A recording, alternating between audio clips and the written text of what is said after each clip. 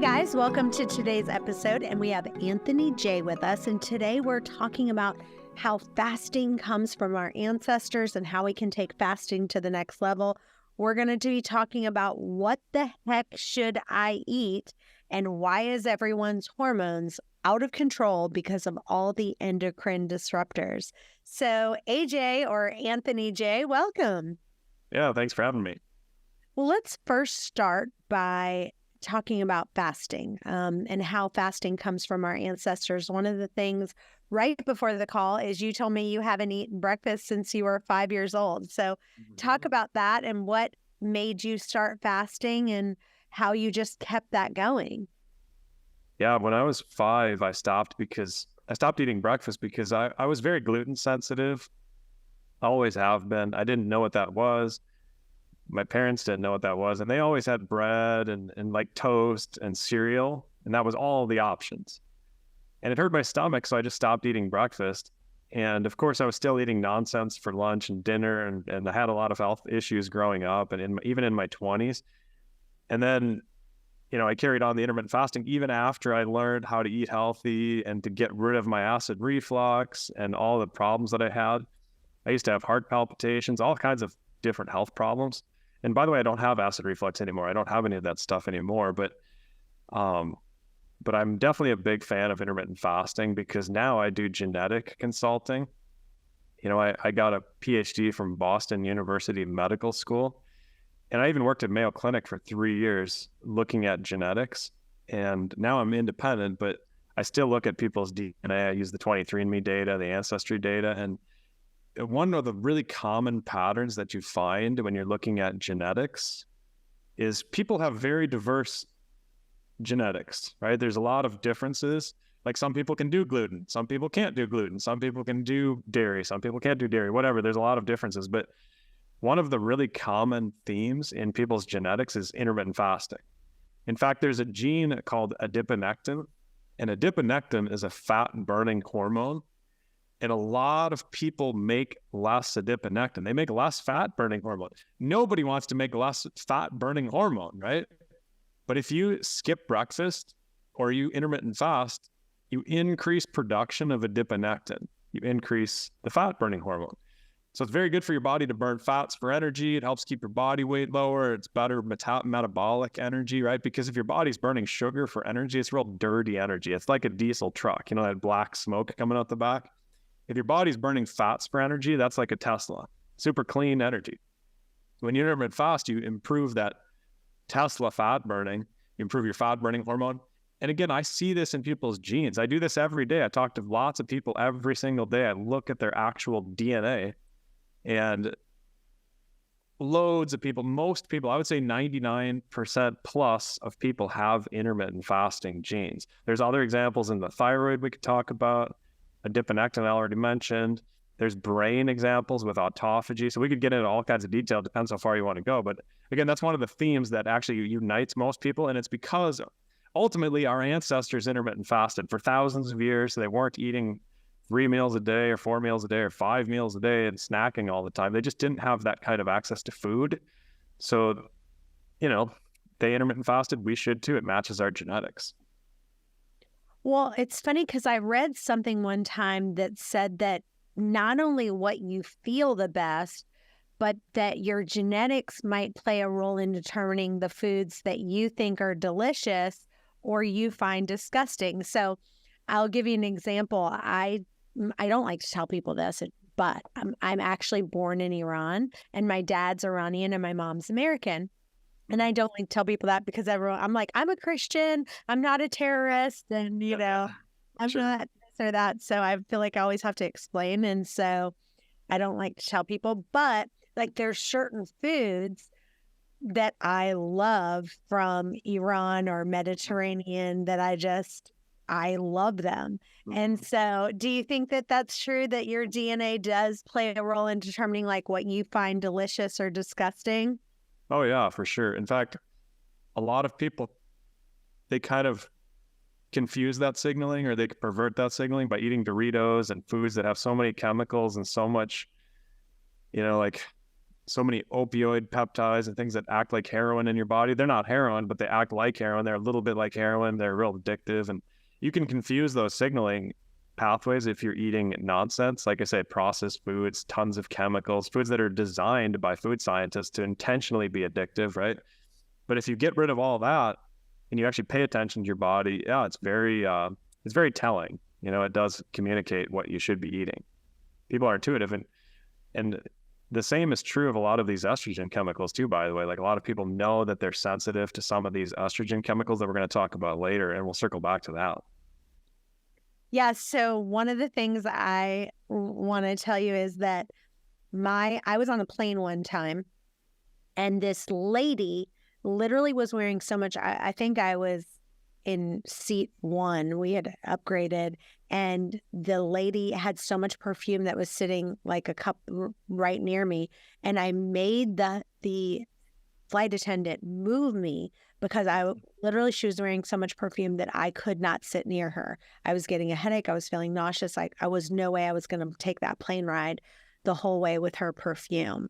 So let's talk about, and one of the other things that drive me nuts is, all these different health places. I went to a stretch lab and I went to a gym, and all of them had all these plugins, those Blade plugins, all the, endocrine disrupting type things.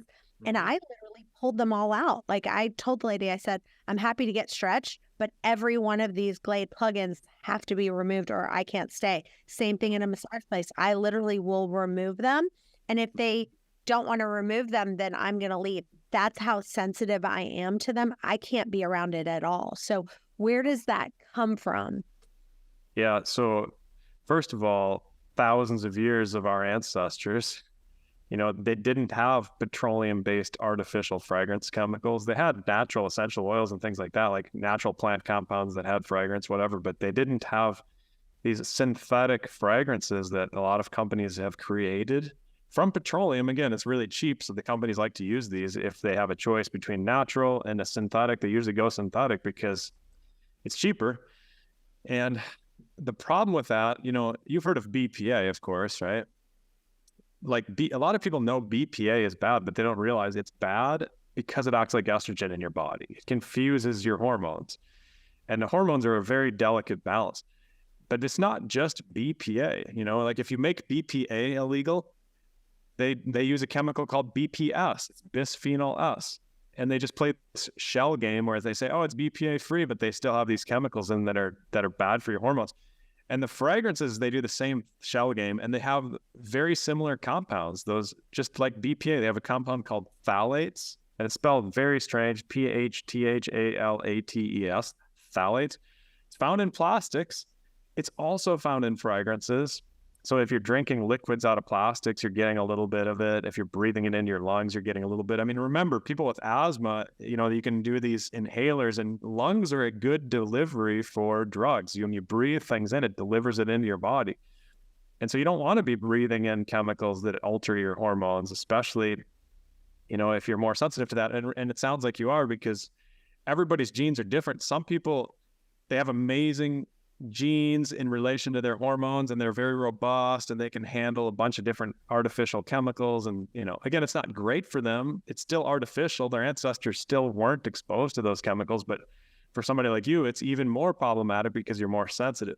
But then it extends even further, because there's chemicals like atrazine that they're spraying on crops. It's a herbicide. It's the second most used herbicide in North America after glyphosate. And that also messes with your hormones, you see? So there's a bunch of different chemicals that all act in the same way, and it compounds. It gets worse and worse as you add more of these into your body. And our culture, there's so many of these chemicals around. I finally wrote a book on it when I was doing research. A lot of years ago, actually, I started researching hormones and sex hormones in particular. And I realized, like, oh man, there's a lot of chemicals that alter our body's hormones that our ancestors were never exposed to. And the fragrances are rife with these. The fragrances, I'd be really careful with.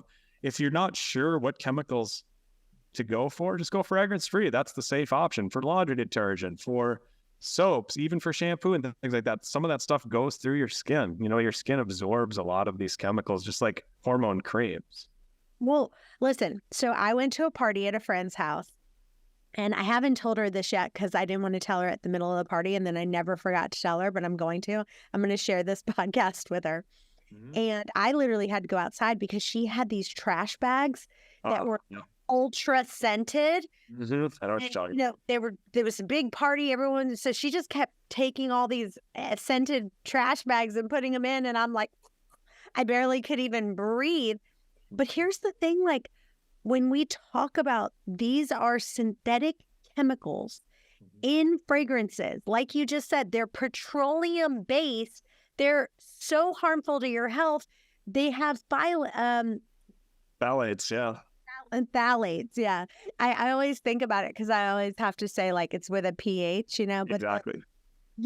Like you said, the phthalates are endocrine disruptors and they're carcinogens. And the whole thing is that like people are wondering why.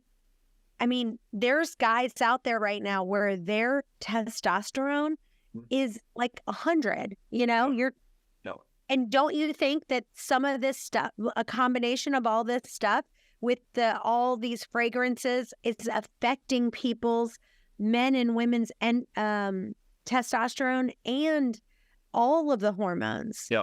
Oh yeah. And progesterone and all of that. Oh yeah. I mean, if you search Dr. Anthony J and the word hormones or testosterone, you'll find like dozens of videos that I've done with different people. Mike Munsell and I did a video. We had over 500,000 views just talking about testosterone, how it's declining through our population from these chemicals. And, breast cancer is another good example. I'm glad you brought up the carcinogenic aspects, the cancer-causing aspects, because since 1980, I'm sorry, I've got like this weird fly, like one fly in the whole room here. He seems to be like going after me. But since 1980, breast cancer has increased 250%. And all we're doing is passing out pink ribbons. Like we're raising awareness that breast cancer exists, but nobody's saying like, hey, this is why it exists. It's because of these fragrance chemicals, these synthetic chemicals, not essential oils, right? Like not natural stuff that our ancestors had for thousands of years. It's totally synthetic stuff. And these, like all the soy and all this other stuff, like the atrazine and the artificial red dye, that messes with your hormones, right? There's a lot of these things. So the plastics, right? They're everywhere.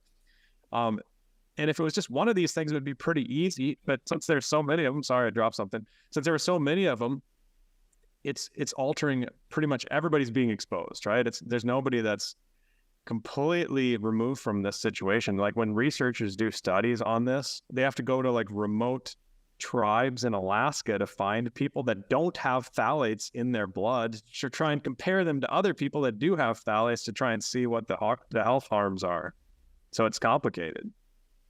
Yeah. I mean, if you look at the population of how many people also have thyroid issues, that have hypothyroidism and thyroid issues, I think, again, don't you think it's not only affecting your hormones, but also affecting your thyroid?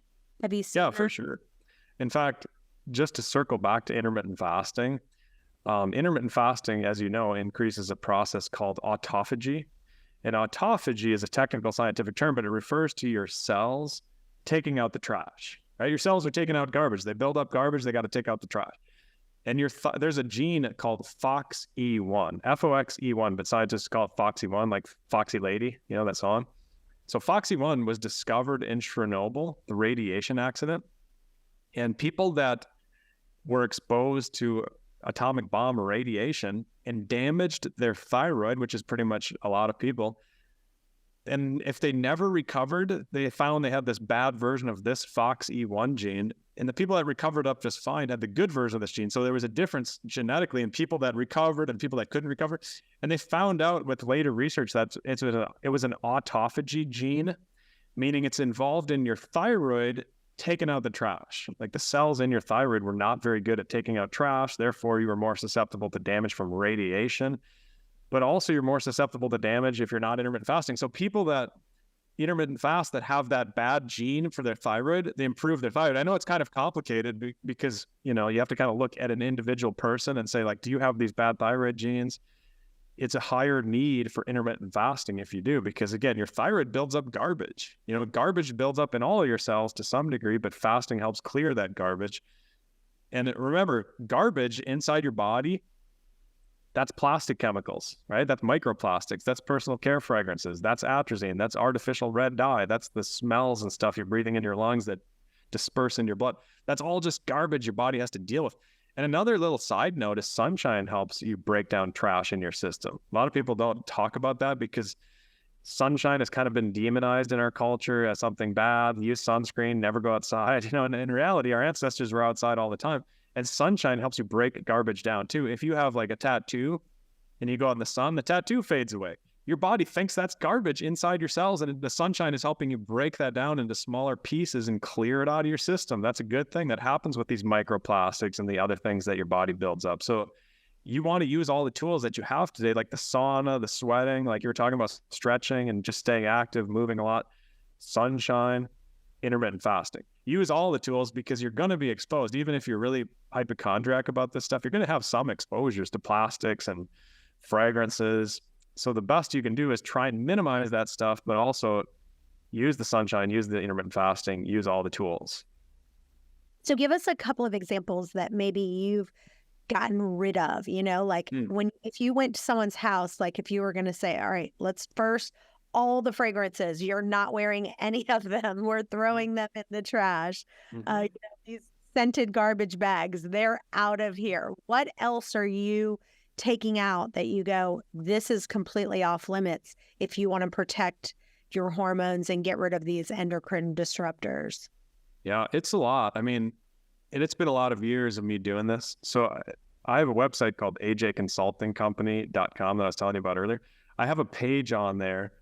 It's called What I Use. It's a terrible website name. It's not memorable at all. But over the years, I've built on that webpage to show people, like, here's the soap that I use. Here's the shampoo that I use. And I don't have any companies or any affiliation with any of these companies. It's just like, look, I do a lot of research on this area. And I have some general guidelines, whether it's water filters or whether it's shampoos or soaps or laundry detergents. I've even done YouTube videos on laundry detergents, things like that. So it's a lot. But again, if people are buying a shampoo and one says fragrance free and one says it's got a bunch of cherry blossom flavor or whatever, or cherry blossom scent, well, go with the fragrance free because that's going to be good. They're not going to sneak anything into that unless you trust the company. What about toothpaste? What about making sure you're having like that Hello fluoride free, making sure all of your toothpaste is fluoride free? Yeah, I do. Well, it's ironic because I did a YouTube video on fluoride like 10 years ago, just because I was interested in it and I was researching it and I was trying to figure out if, with my kids, should I have fluoride in my toothpaste?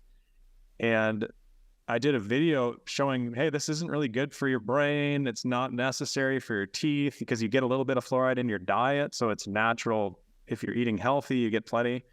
So I removed fluoride from my toothpaste and my kids' toothpaste. I've never had a cavity in my entire life. I haven't used fluoride in 10 years. My kids don't have cavities. You know what I mean? Like, in fact, the only kid I have that has cavities is my oldest one, where we used to eat sugar and stuff back when she was little and we weren't that healthy. It's diet, But yeah, it's at least with fluoride, you spit out the toothpaste, right? So there's at least a chance. But some of these things like drinking water, if you're storing it in plastic and the plastic's sitting around a long time and the water's in that plastic jar a long time, you're drinking a bunch of these chemicals. It's totally unnecessary. Use stainless steel, use glass, right? Ceramics are a good option. Silicone is a good option. Some people do sous vide cooking where they put meat in a plastic bag and then they boil it.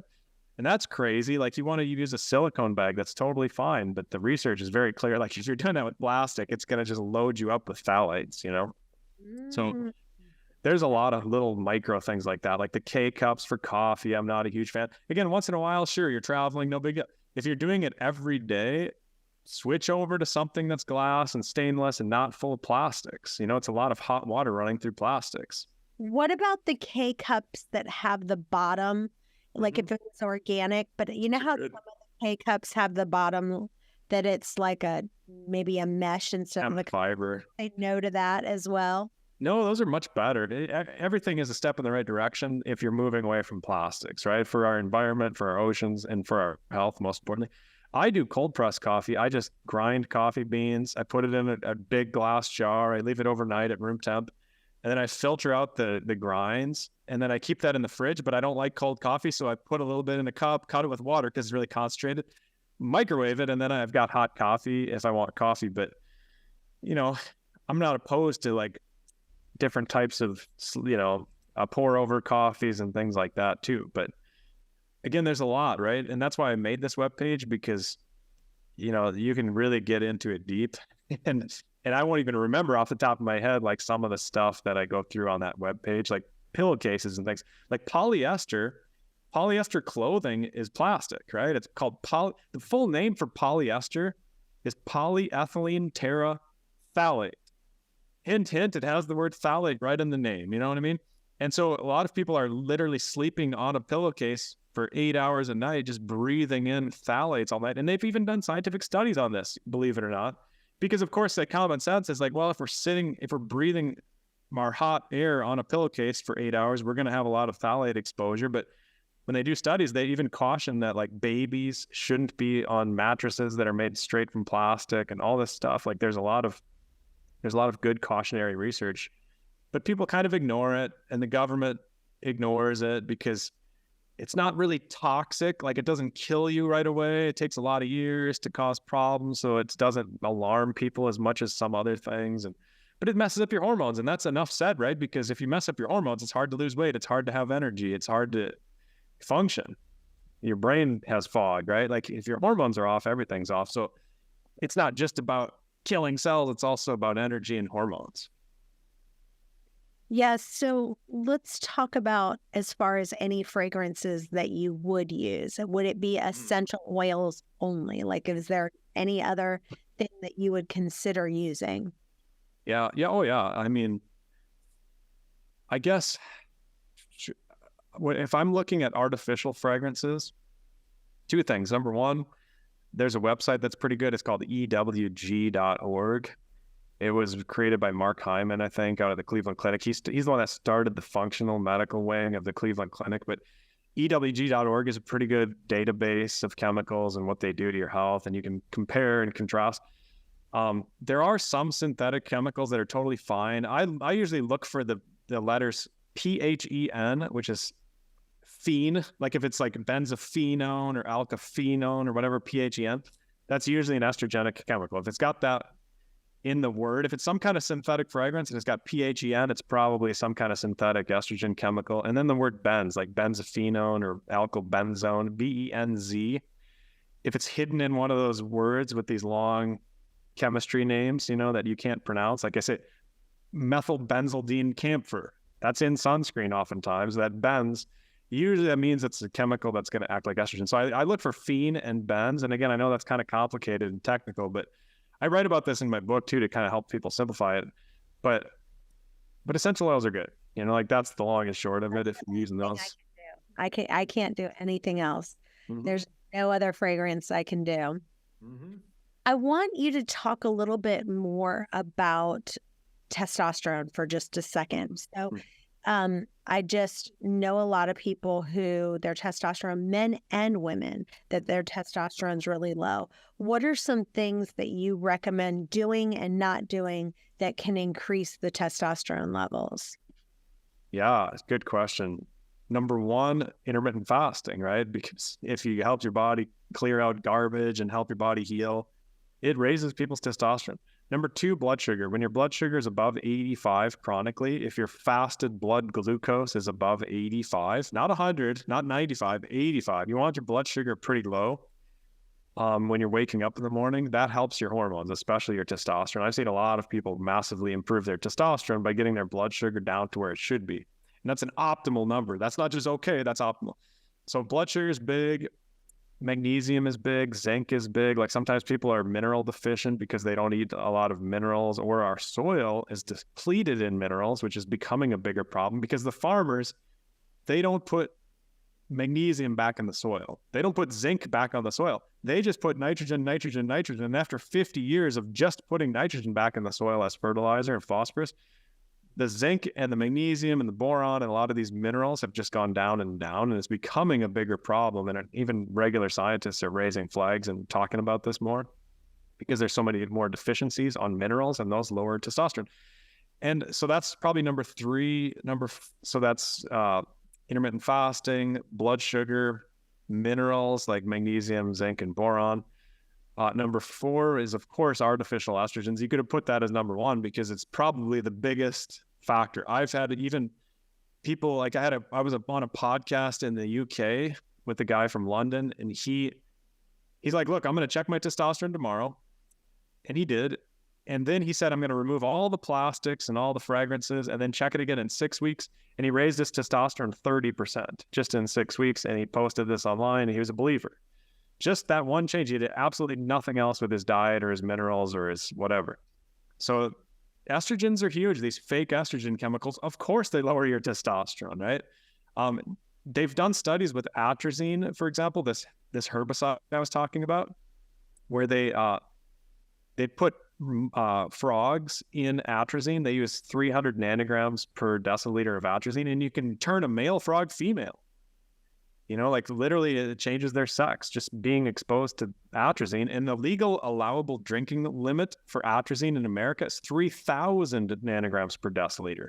So it turns a frog female at 300, and we're allowed to have 3,000 in our drinking water, right? It's a problem. So getting rid of these chemicals, like filtering your water, not storing any plastic, not using the fragrances that are full of this nonsense, being real cautious, that helps your testosterone, men and women. And exercise, of course, like a lot of basic things that people know, just generally improving your health improves your hormones, right? That's kind of the basic rule. You guys, if you've been listening to my podcast, I've been talking about Masszymes, which is a digestive enzyme from Bioptimizers. And I want you to know that here's the thing. For me, having a digestive enzyme is a game changer because one of the biggest things that happens to me is I get really tired after my meal if I don't do it, and I have a problem with nutrient absorption. So if you could be eating the cleanest diet ever, but if you're not absorbing it, that's an issue. So this month, they're doing a really great special, and you're going to get a free bottle of the digestive enzymes from Bioptimizers. And so all you have to do is pay a nominal shipping fee. That's it. No other strings attached. It's the best thing ever. So get your free bottle of digestive enzymes. It's called Masszymes. Go to masszymes.com/wasteawayfree and use the coupon code wasteaway10. That's it. So masszymes.com/wasteawayfree. Use the coupon wasteaway10. It's awesome. Yeah, so let's talk about getting rid of plastics for just a second, because I would say the biggest one that I'm a culprit of is bottled water, because even I love Fiji water, which is in plastic. What would you say, if you were, because you also want to have clean water, and unfortunately, if you're out and about, getting clean water, the chance of you getting it in a bottle, it's harder. It's not impossible, but it's harder. So talk about the plastics. I love that example that you gave with the surveying your food, because I'm thinking about that, and I'm thinking that we've done that before. So that's a good one. So give us some more examples of different things that people may not think about that they're using these plastics, and some changes that they can do. Instead of this, do this. Right. Well, I like to use activated charcoal filters. So even at the airport, I'll bring an empty stainless steel bottle. I'll go through security. And then almost every airport now, at the drinking fountain, they'll have those little side things. You put your water bottle in. Those have activated charcoal. Those are good water filters. And of course, I have one of those at my house. I use reverse osmosis to get everything out of there, and then I remineralize it. And the one that I use is all stainless steel. There's no plastic tub underneath your sink or anything. It's all stainless steel and has a pump built into it. So I have to install it myself because none of the plumbers are even familiar with the one that I use. But you could probably find a plumber that'd be willing to do it. It's not that hard. But But yeah, I mean, I keep stainless steel bottles in my vehicles that are filled up because I have a lot of kids and they're always thirsty whenever we get in the car all of a sudden. And then they got to go pee 10 minutes later. So it's always a thing. But yeah, let me think. People ask about Tupperware. If it's dry food, like if it's basically like meat or a sandwich or something in a plastic container, not a big deal. There's not a lot of leaching that goes on between like a piece of bread and a plastic. If you have a piece of bread sitting in plastic, there's no leaching going on. If you have a liquid sitting in plastic, there's a lot of leaching that goes on, especially if the liquid is hot. So there's more leaching, right? The more you heat things up, the more you speed up molecular movement. Alcohol really increases leaching. Don't buy alcohol in plastic. It's a terrible idea. I can't even believe it's illegal that they sell vodka and stuff in plastic containers. It's horrendous because it increases leaching. It basically like melts the plastic into the alcohol, especially high concentration like vodka or something like that. Let's see, what else? I mean, like we talked about. What would you do if you were out and about and you were wanting to get water and you didn't have your plastic container? Would it be anything that you would suggest that you would do? No, I mean, I just try and be prepared. But yeah, eventually you're going to have to get plastic bottles once in a while. It's not a big deal. The good news is if you have good intermittent fasting habits and good autophagy, remember that helps your body clear out trash. You're going to get some trash in your system. That's inevitable in our culture. And my testosterone's 750 and the average American right now is like 300. And like you said, you finding men like at 100 a lot of times, and they're teenagers, which is really sad because they don't even know what it feels like to have amazing testosterone. It's unbelievable. And women too, especially menopause, it tends to tank women's testosterone. And by the way, if you can't get it up naturally, I want to make sure to mention, if people struggle to get their testosterone, they've done everything right and their testosterone is still suppressed and still too low, men or women, don't be afraid to do the cream. Like the hormone cream is totally fine. Natural, bioavailable testosterone. Don't get some synthetic fake version of it, but get actual bioavailable stuff. It rescues your health in a lot of situations. Again, work with your doctor on that. You need a prescription for it, but it's a lifesaver. I've had so many people that tell me that. Again, ideally you do it naturally. And you don't have to obsess over this stuff. Like I said, I'll drink out of a plastic bottle once in a while. So what I try and do if I'm like at a grocery store or something and I need some liquid, I mean, I'll just get San Pellegrino in glass jars or whatever. I'm kind of obsessive about this, but I also do like green tea, like in a glass jar if I'm, out traveling. And a lot of the cold pressed coffees, even at the grocery store, will be in glass jars. So there's ways if you're really paying attention. The problem is people don't generally pay attention, right? They're not even thinking about it. So once you start paying attention, you'll realize like, oh yeah, there's a lot of plastic everywhere and it is a little tricky to find the alternatives. And sometimes you can't, and that's okay. So let's talk about that, what you just mentioned about the testosterone therapy. And so let's say someone has done all these tips that you just talked about to try to increase their testosterone naturally, and they've decided, listen, my testosterone's still too low. Let me decide. So they have the pellets and then they have the cream. Talk about which one you would do and why. Yep. The pellets, the doctors like to promote those generally because they make more money on them. I hate to say it, but usually that's what's going on. No real problem with them, but the cream is better in my opinion. Now, everybody has their own opinion, but I've looked at a lot of the research. You can do the cream every day. You get out of the shower, you rub a little on your leg, you wash your hands with soap, you get it off your hands so you're not spreading it on other people. Easy, no needles, no going in and getting pellets. Problem with pellets is it's kind of like this up and down roller coaster where it kind of keeps it at a level and then it kind of drops and drops and drops, and then you got to get it back. And again, it's just more sites for infection and more patented artificial synthetic materials and just nonsense. So that's what I recommend for men and for women usually. But it depends on the situation. And again, it depends on genes. If people want to look at their genes, that's what I do, right? Like take the 23andMe test, you spit in the tube, look at your genes, because sometimes people have terrible genes for heavy metals and their body doesn't clear heavy metals, and they got cobalt and chromium and cadmium and all kinds of heavy metals built up in their system. And that screws up your hormones. And it's not plastics in that case, it's their heavy metals genes. And then we got to do hair testing for heavy metals and figure that out and, identify it, get them out of their system. And then boom, their hormones are amazing. They're recovered and they're not spending like $100 a month on hormone cream or whatever. So like, I always advocate people look at their genetics. That's why I do what I do, because if you don't know the genes, you're just kind of guessing. It's like the diet, right? Like some people, they can't do dairy, some people can. How do you know which ones are which? Well, some people drink milk and it hurts their stomach. That's kind of a dead giveaway. But, like the genes give you a good idea of how severe your dairy sensitivity or not, would be. And that's true of a lot of different aspects. So anything that triggers inflammation is going to generally mess with your hormones. And the DNA does a good job of kind of enlightening us what might trigger inflammation also. Yeah, I feel like with the testosterone pellets, to me, I think that number one, like you said, there's infection in the insertion site. That can be a problem. The pellets can get dislodged and, come out of your skin, you're doing the wrong movement. And I feel like my biggest problem with it is the incorrect dosage. So like they're just guessing what the dosage is. So if you're doing a cream, if I'm putting on a cream each day, then I can go, okay, like this is too much. Let me change it. Let me do this.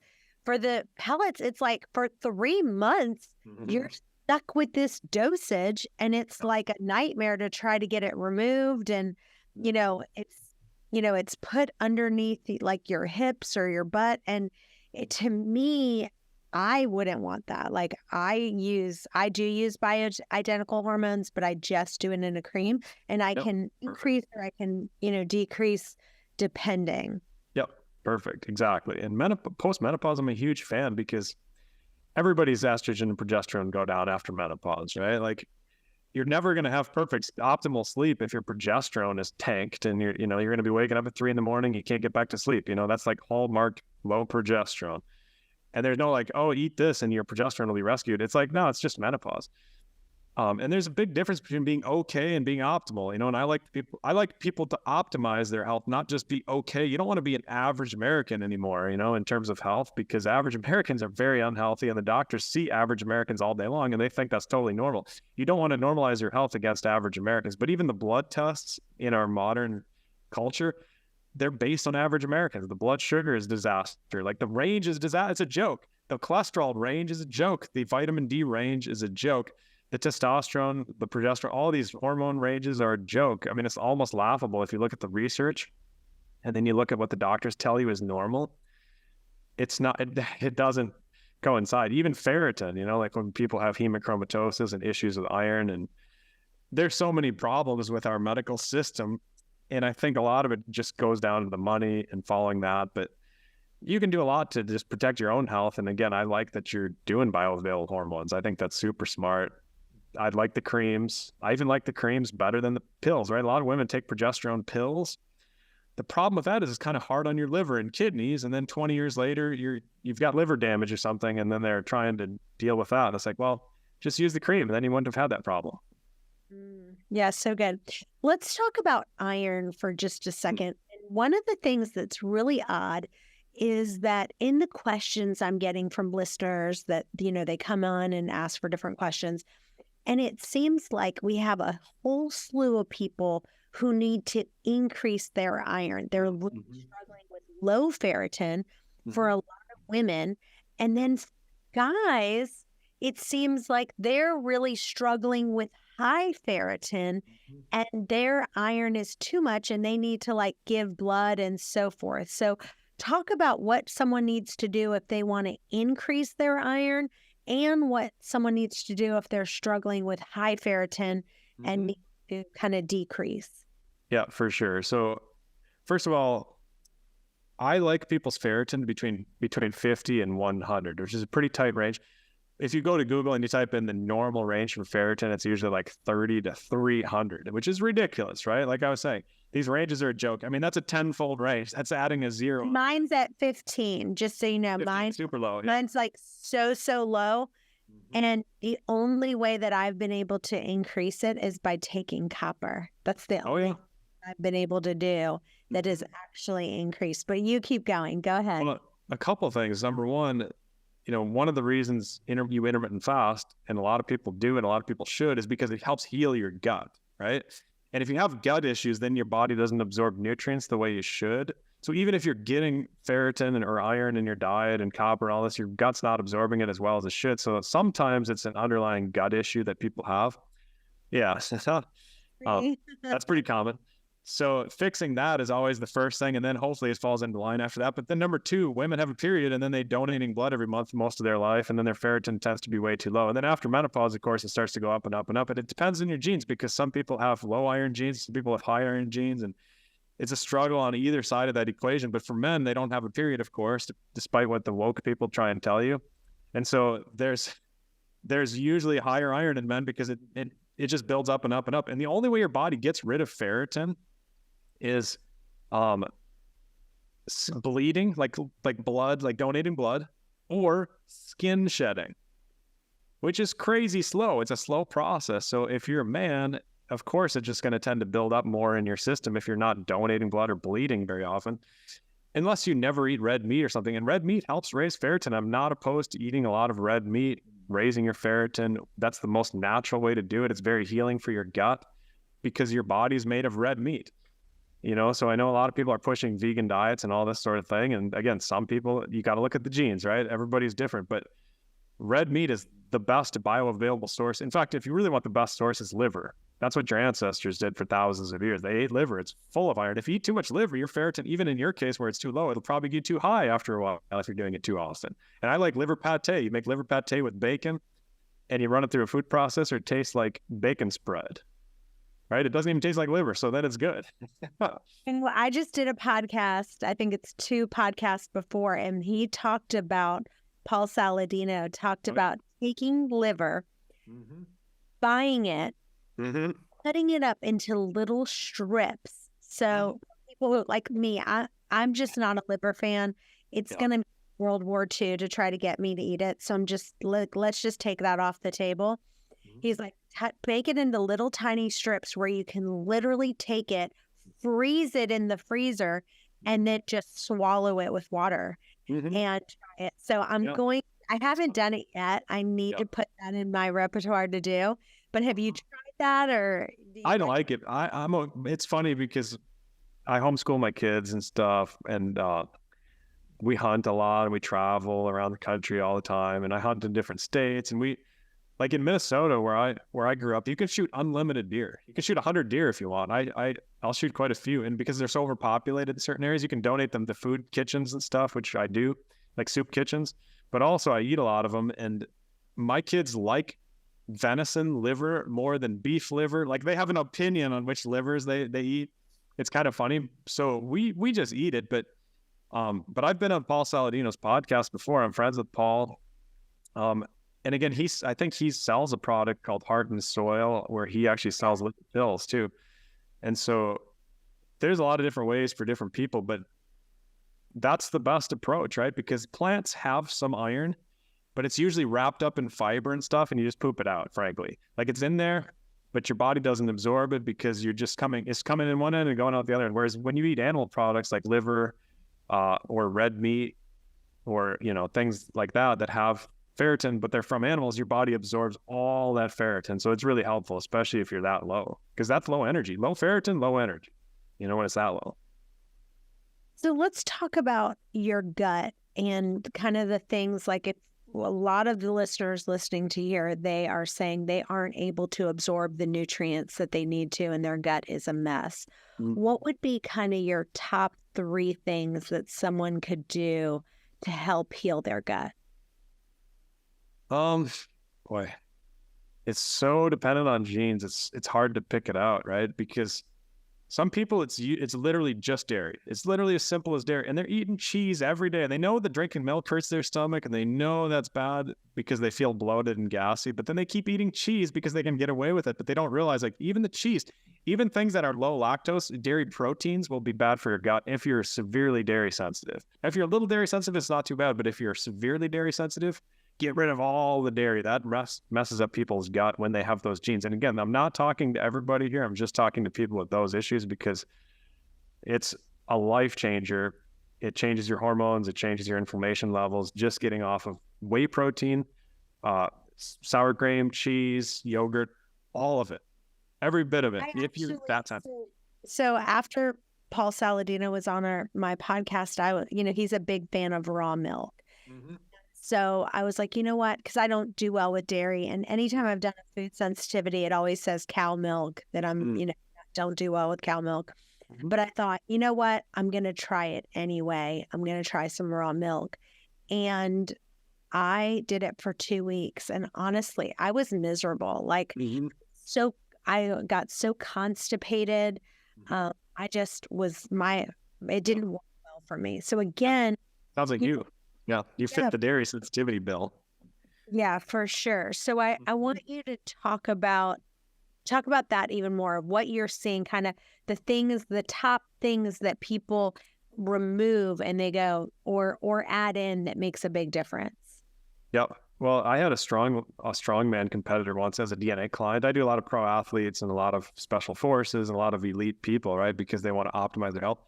And one of my clients, when I was doing a genetic consult, was a strongman competitor who counts his calories religiously. Huge guy, very competitive, very famous. And he had the terrible dairy genes. Sounds like similar to you, where he couldn't even drink. He knew like drinking milk was bad. He even knew cheese was bad. He wasn't even doing cheese, but he was still doing whey protein. That was the one dairy product he was doing. And I told him, look, you've got multiple bad genes for dairy. It's on the far end of the spectrum. You got to just cut out the whey protein. And so he started doing less calories per day and less protein per day. And he literally gained muscle mass. And he thought he had plateaued for years and years. He thought he was as big as he could get. And he was trying to gain muscle mass. I mean, he was eating tons of calories, and the inflammation from the dairy was suppressing his muscle development because his body was in a bit of a flight or fight state just from the whey protein. So be really extreme if you have that disposition towards dairy. Number 2, gluten, right? Very common to have gluten or lectin sensitivities. Gluten is one of the lectins. It's not the only lectin, but lectins are plant toxins that plants make to protect themselves from being eaten. And it is pretty common to have either gluten or lectin sensitivities on people's genetics. It's definitely not everybody, but there's a lot of people that shouldn't do grains because grains have a lot of lectins. It's not just gluten, it's just grains across the board. They're notorious for messing with people's gut. Like if you have IBS, everybody knows like, yeah, you can't eat grains. You can eat white rice. That's about it. That's like the only grain because white rice grows in knee-deep water. The plant doesn't have to make a bunch of toxins to protect itself from being eaten. But almost every other grain, like oatmeal and all this other stuff, they're full of lectins. So that's another one that's really common, unfortunately, and it's so common in our foods, and the sensitivity to that in people's gut is very common. Number 3, in terms of avoidance, I don't know, honestly. I mean, maybe nightshades are number 3. There are a lot of people that have nightshade issues like tomatoes and peppers and things, but it's one of those that I wouldn't just generally recommend people avoid just to avoid. Again, like you want to know your genetics instead of just guessing and eliminating everything. I see some rare genes sometimes where people can save themselves a lot of headache by just looking at the genes, and then they don't have to do all these excessive elimination diets. But sometimes oxalates are pretty bad for people, like spinach. Spinach has 755 milligrams of oxalates per half a cup. I mean, that's like 3 horse pills of oxalates, and oxalates look like little glass shards. It's like basically eating pieces of glass, you know? Cut spinach completely out of my diet. I'm not eating it at all. Yeah, that's pretty common too. So we could probably talk about 10 or 15 things, but again, it's all guessing until you really dig into the genetics, in my opinion. But some people, again, it's something completely unrelated. Like it's just a vitamin deficiency, like vitamin D. If you have low vitamin D, that exacerbates gut issues. It basically makes your gut more fragile. So then even if you're eating really healthy, your gut's just so much more sensitive. And even 10 meals a day or something crazy like that, where you're just pounding food all the time throughout the day, that stresses out your gut. Even if it's the healthiest diet imaginable, the more meals you have, the more stress you have on your gut lining. Sometimes you can't handle it for that reason. So there's a lot of like nuance in that area. And most doctors don't acknowledge the nuance because they're just trained to look at C-reactive protein, which is a blood test for inflammation. And if you have good CRP, they say you don't have inflammation, which is not correct. But that's what they do. That's kind of how they oversimplify it in the modern medical system is like, for example, CRP, most people haven't heard of it, but it's a blood test they do to look at inflammation. And if your CRP is high, you do have high inflammation, right? There's no question. Like if you smoke cigarettes all the time, you're going to have high CRP. If you have a lot of inflammation in your body, you're going to have high CRP. But sometimes you can have a lot of inflammation in your body and your CRP is low because there's other things that trigger inflammation besides just CRP. There's like 1,000 things. There's interleukins and interferons and TNF alpha. There's all these different things that can trigger inflammation. And doctors only check CRP and then they say, oh, look, CRP looks good, so therefore you don't have inflammation. And that's a really bad, like that's a bad extrapolation. So people can have a lot of inflammation without having high CRP. And it's hard to figure that out sometimes. And sometimes it's a rare gene, or sometimes it's a lifestyle thing that they're doing and they thought was healthy and it's actually not healthy. So it's a complicated question. So I've got a question from a listener, but it's so long and I'm not going to read the whole thing. But basically she says, there's so many diets out there, the Whole30, keto, vegan, flexitarian, carnivore, don't eat lectins, don't eat that. And she's like, what am I supposed to eat? Like, it's just like, you listen to this podcast and it says, don't do this. Then you listen to this podcast and it says this. So obviously what they need to do is they need to get a DNA test with you to see what works for them. But if you had to kind of say, overall, if I took 100 people, if they ate like this, the majority of people are able to handle this, and this. And a lot of people can't do this, and this. What would that be? Well, processed food, first of all, take that off the table, right? Everybody does poorly with processed food. It's garbage. It wasn't in our ancestral heritage. It's designed to trick your brain, processed sugar, all that stuff. So minimize that as much as you can. Intermittent fasting also, everybody should be doing it. Almost everybody. 100 out of 100 people. 99.99% of people should be intermittent fasting. Especially as you get older. Remember, for kids, their metabolism is super high. Kids should eat breakfast. They should eat breakfast. Their metabolism is so much higher. It's different. But after puberty, people should be intermittent fasting. Grains are the most notorious. I would say if you're going to cut one thing just as a pure guess and you're not looking at your genes, I would suggest just cut grains. They're just tough on the gut lining. They have a lot of pesticides and herbicides, even molds. A lot of them have molds and they don't acknowledge this in America. But Europe has much stricter regulations on mold levels, like mold toxin levels. There's aflatoxin and ochratoxin and zearalenone. There's all these mold toxins. And the government in America is like, oh, it's okay if you have pretty high levels. In Europe, they're like, no way. Even the animal feed, like the horse feed in Europe, has stricter regulations on mold toxins than they have in America. I wrote about this in my book. So I would just say grains, that's probably the big one. It usually helps people, and even it's not going to hurt you, But I recommend all kinds of weird diets depending on people's genes, so it is pretty diverse. So what would you say, Siete has really become big with the grain-free chips that they have and all of that. Even though that is processed, will you kind of have some of the grain-free chips that they do? Stuff like that? I do, yeah. Give us some of your, things that you go, okay, if I want, obviously I'm going to try to eat as much whole fruits and vegetables as possible. But if I want something that's kind of a cheat, but not really a cheat. Cheat foods, I try and minimize them, but I do that. Ironically, I do those exact chips, the Siete chips sometimes. Again, the seed oils, I forgot to mention earlier, and I should have mentioned, for sure, avoid seed oils. Unfortunately, they're very bad for people, and they don't get enough credit for how bad they are because a lot of the doctors in America and a lot of the scientists are kind of on board with them because they lower cholesterol or whatever the thing is, but they're bad for you in a lot of different ways. They have lectins, they're oxidized, they have a lot of damaging components. I like the fruit oils, olive oil, avocado oil, coconut oil. Those are fruits. I like animal fats too, butter and lard and stuff, if you have good dairy genes and different things. But yeah, if you can just fit the parameters where it's not a bunch of processed sugar, it's not a bunch of grains, I'm okay with most anything out there as long as it's, it's not like hyper palatable and triggering your brain to just eat like a whole bag of potato chips or something like that.